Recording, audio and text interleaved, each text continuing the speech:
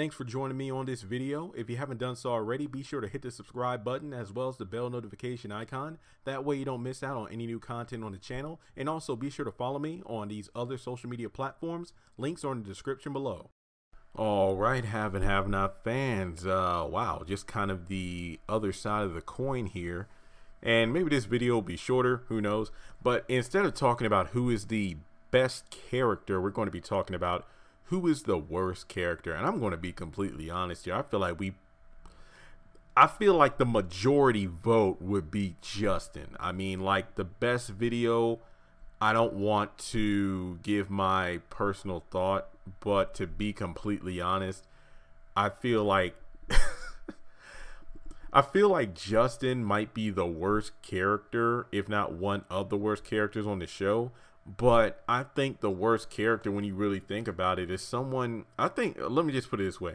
Is it better to start in last place and stay in last place than to go out of the gate in the number 1, 2, or 3 spot and then fall so darn close to the bottom that you are officially on the other side of the spectrum compared to when you started? You know, like, is it better to have somebody that you just hated from the opening of the race, or someone who you're rooting for but then they just decline so heavily that it's almost impossible for them? Pretty much any kind of advancement is a struggle to get back to where you were, compared to, oh, if I started at rock bottom, then any advancement is going up. If I move from like 30th place to 27, that's an improvement. There's no other way to go but up. That's what I think about, because to be honest, characters like Candace and Veronica, I feel, have definitely fallen from grace, if you ask me. Because remember, there was a time when Candace was the bad bitch of the series, like the number one, if not, yeah, arguably number one, at least for the first couple of seasons. If you ask me, I feel like Candace's decline really occurred in season 3, around the time that she got that money. And I don't know why. I mean, I feel like a lot of people felt the same, but I feel like Jim Cryer really embodied and verbalized everything I was feeling in regards to, you're just a little girl thinking you could play a grown-ups game. Look at the way you're just sitting in that chair acting like you're in control of everything. You don't know what it, and then he actually said, you know, there's the haves and then there are the have-nots, and he went on this spiel and whatnot. Pretty much it was a great speech, because it was better than him constantly saying that I'm a federal judge running for governor. You don't think people are going to be looking for me, yada yada yada. But he was actually dropping some truth bombs there, but Candace really wasn't even letting it phase her because she was in control. But the thing about it is, it's just that I feel like the transition of power from bad bitch to bad bitch really occurred in this moment, because like with Amanda's death, that level of craziness like kind of seeped its way into Veronica, and then she kind of stole the show. And after that, Candace just became a one-note character. I do admit the arc with Oscar was really good. We got to see the real Candace, who she really was.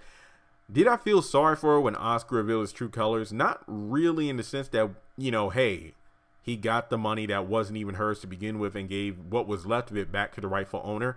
But I did feel bad, because this was one of the first, and if I'm not mistaken, the only times where we saw the real Candace Young, who she really was, her vulnerable side, and she was really falling for this guy. And then after that, you know, he came back for some odd reason. That's one of the most unforgivable things I'll never give Tyler Perry credit for. Why the hell did Oscar go back? He had no reason to. But in any case, so, you know, that happened.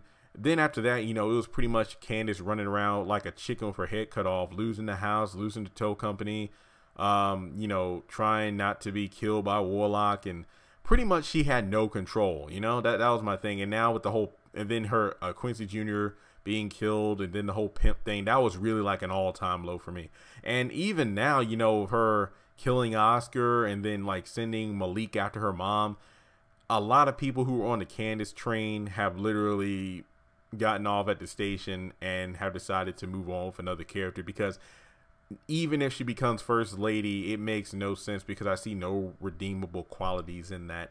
But I did do a video talking about, you know, will Candace and Hannah ever make amends? And that's a pretty good video. I talk about possible positives for the character. Veronica, I'm not even going to dwell on this. You heard me talk about it over and over again.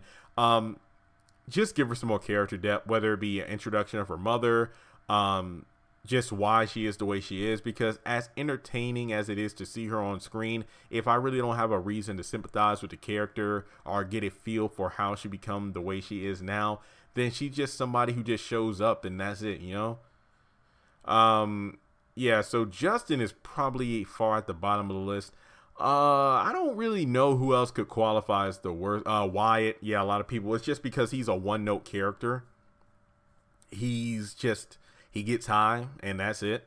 Arrogant, hates his parents, treats people like crap. I mean, there's really nothing else to say on that. Shoot.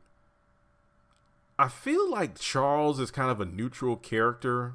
I just feel like it makes no sense for him to be swooning over Candace Young, who is, you know, was accused of murder and all this other stuff. And I mean, it's kind of like what was that movie, My Fair Lady? It's kind of like that, except you know,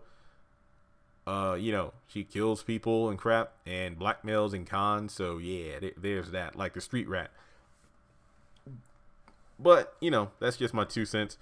Some people would say Jim, mainly because of the fact that he hasn't had a major win in quite some time. The fact that he's literally the poster boy of the, you know, Harvey Weinstein of the haves and the have-nots. But I will say this much. I feel like the worst characters are those who make your stomach turn when they come on screen, and not in a good way. It's not like, ooh, I hate this person because, oh man, I hate to see what they do next. It's like, oh, I hate how they treat people. But I feel like in terms of overall disgust and annoyance, I feel like Justin is probably the character most people would agree with in the comments when it comes to the worst character. So once again, just to kind of wrap things up, when it comes to identifying who is the worst character, it's kind of the character who you feel is either a complete waste of space, they bring nothing interesting to the show, they waste time, they haven't really had a character arc or anything that makes them worth watching. I guess is the best way to put it. But then it kind of add on to that, like I was talking about with like Candace and Veronica, characters who are at the top of the food chain, but as the show went on, their characters became more flat, stale, and boring. It's almost like a predictability as to what they're going to do next. I mean, arguably with Veronica, that's not the case. But I mean, when there's really no method behind the madness, I lose interest. With Candace, it's just like you're becoming a one-note sloppy character who is nothing like how you were when you started the show.